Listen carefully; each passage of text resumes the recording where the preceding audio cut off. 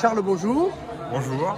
Alors, donc tu fais partie de la famille Grus. Absolument. Et tu viendras à partir du 8 juillet, mais déjà vous allez arriver sur Béziers dans quelques jours, je crois. On a même déjà commencé l'installation. Parce que là, on est à 200 km de Béziers, donc on fait des allers-retours. On est en train de finir de préparer le spectacle dans le Vaucluse. Et en même temps, on a une équipe qui commence le montage. Donc comme il y a une grosse installation à faire, ça se fait sur quelques semaines. Vous n'arrêtez pas, des fois vous vous donnez 10 jours de congé, mais vous enchaînez un travail sur l'autre, de préparation même de 3 spectacles à la fois. C'est ça, en fait nous, la création c'est notre plaisir. Parce qu'en plus, on a aussi un devoir envers notre public. On revient chaque année à Béziers, donc il faut qu'on ait des choses nouvelles à leur proposer. Donc ça fait un petit peu partie du deal, on va dire, parce que si on fait toujours la même chose, il y aura une certaine lassitude du public, j'imagine. Donc en fait, nous, on se pose même pas la question, on crée des spectacles chaque année. Et là, on crée un spectacle pour Béziers, un spectacle à Paris, parce que le spectacle qu'on va faire à Paris, on va le présenter à Béziers l'année d'après. Donc c'est un travail constant. Un spectacle pour 2024 aussi. Oui. Donc vous renouvelez en permanence. C'est ça. Mais en fait, on fait ça depuis, ça fait 50 ans qu'on se renouvelle en permanence, donc le processus créatif de spectacle, c'est quelque chose qui nous motive. On adore faire ça. En plus, pour la prochaine création, pour 2024, ce sera que des musiques composées originales pour le spectacle.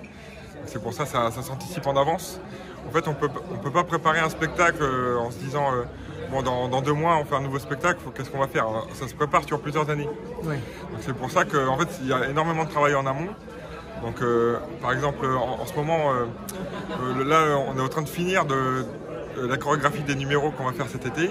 Et en même temps, on commence juste le travail d'un nouveau cheval pour le spectacle dans 2 ans. D'accord. Ouais. Parce qu'en fait, c'est ça, parce qu'un cheval, avant de savoir faire quelque chose sur la piste, ça prend plusieurs années. Alors vous avez intégré cette année de nouveaux chevaux, et il y en aura un de plus sur scène, vous allez en avoir 18 sur scène. En fait, un des numéros phares de notre spectacle, de la famille Alexis Gruis, c'est la poste hongroise, où il y a Maud qui est debout sur... Comment ça veut dire quoi, la poste?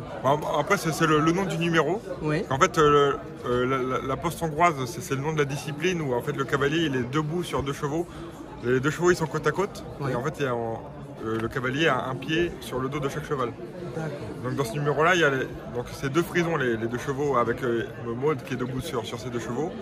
Ces chevaux-là, ils tournent et puis il y a des chevaux qui passent entre les 2 chevaux et Maud à chaque fois elle attrape l'arène.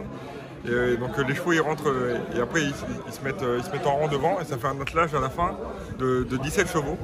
Et là on a dit on va rajouter un cheval en plus, donc en fait il y a 18 chevaux en même temps dans la piste, donc c'est assez impressionnant. Il faut les habituer à travailler ensemble, j'imagine. Bien sûr. C'est de la haute voltige de dressage, ça. C'est ça, en plus comme on n'a que des étalons, la plupart de nos chevaux sont entiers.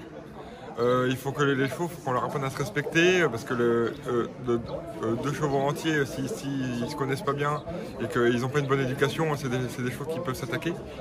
Donc nous, les chevaux, on leur apprend aussi à vivre ensemble, à se respecter. Et ça, c'est un travail qui passe d'abord par nous. Nous, en fait, il faut qu'on montre qu'on a du respect pour le cheval et qu'on a confiance en lui pour que ensuite le cheval ait confiance en nous et qu'il nous respecte. Ça prend du temps. Ça prend des années. Mais par contre, c'est ce qui nous fait vibrer. C'est le résultat, ouais. Le résultat qui compte. Nous, par exemple, là, ça fait 3 mois qu'on est en préparation de spectacle.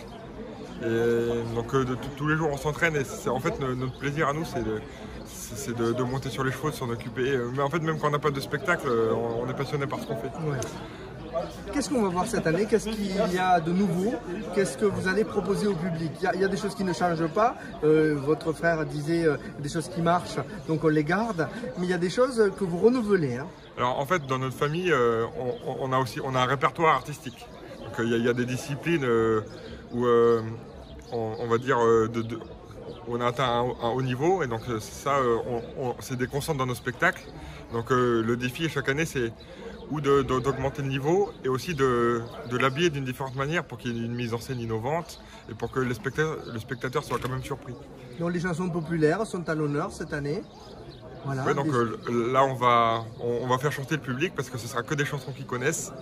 Donc là c'est l'idée parce que comme pour le spectacle de l'année d'après ce sera que des compositions originales. Là, on a dit avant on va faire le contraire, on va prendre que des musiques où les gens auront un vrai vent de nostalgie pendant le spectacle où ils vont se régaler, je pense. Comment vous le vivez, vous, personnellement, cette venue à Béziers chaque année? Qu'est-ce qu'elle représente pour vous et pour votre famille? Pour nous, venir à Béziers, c'est toujours un régal parce que en fait, on se sent chez nous ici. Parce que déjà, on a un accueil exceptionnel par la municipalité. Et puis le public est au rendez-vous. On sent que le public bitérois est très chaleureux. Et on a énormément de reconnaissance envers les gens d'ici parce que nous qui avons une vie spéciale, parce qu'on voyage, on est quand même assez itinérant, on est l'hiver à Paris, ensuite... Vous avez pu poser vos valises ici En fait, quand on est ici, on se sent chez nous. Ouais. Et donc pour des gens itinérants comme nous, c'est quelque chose d'assez surprenant. Merci beaucoup et bravo, vous avez fait 33 000 spectateurs l'an dernier. Vous espérez en faire autant cette année, j'imagine? Autant, voire plus. Pourquoi pas? Merci beaucoup. Je vous en prie. Alexis Grus, bonjour. Bonjour. On vous a vu, je vais commencer par ça, on vous a vu très ému à la fin de vos mots que vous avez dit sur la mairie, sur le maire. Vous sentez que votre famille, elle est accueillie les bras ouverts et que la ville de Béziers aime votre famille. Ça vous touche? Oui, parce que le problème, c'est que ma famille aime la ville de Béziers. C'est un problème? Non, ben on ne peut pas trouver mieux. Qu'est-ce que c'est que ce jeu? On n'a pas envie de partir. Vous les voyez là, à peine qu'il y a un jour de machin, et ils prennent tous la route, ils prennent l'avion, ils prennent le bateau. Nous, on a envie de revenir ici. Charles me disait, on est itinérant, mais ici, on se sent chez nous. Oui. Et pourtant, vous avez l'habitude de bouger, Oui, mais parce que la vie, c'est un drôle de truc. Je l'ai dit dans la conférence de presse, les rencontres, c'est ce qui donne les naissances. Il ne peut pas y avoir de rencontres. Il ne peut pas y avoir de naissance sans les rencontres. Papa et maman, ça s'est passé comme ça. Et donc, la vie, elle est faite comme ça. Et moi, je trouve que les moments qu'on a passés ici, et qu'on va passer ici, et on va s'en occuper pour que ça se passe formidablement bien à chaque fois, parce que c'est jamais acquis. Hein. Ne croyez pas que le succès... C'est du travail. Non, c'est beaucoup de travail. La remise en question, c'est de remettre sur le métier sur l'ouvrage. Ouais, toujours. C'est ça la vie, la vraie vie. C'est pas les boniments, c'est pas les actes. On dit, oui, l'acte. L'étude du passé, la curiosité du présent donne l'intelligence de l'avenir. J'adore cette philosophie de Victor Hugo parce que c'est la vérité. Et l'expérience, elle ne peut se construire que comme ça. Elle ne peut se construire que dans le renouvellement, dans la remise en question.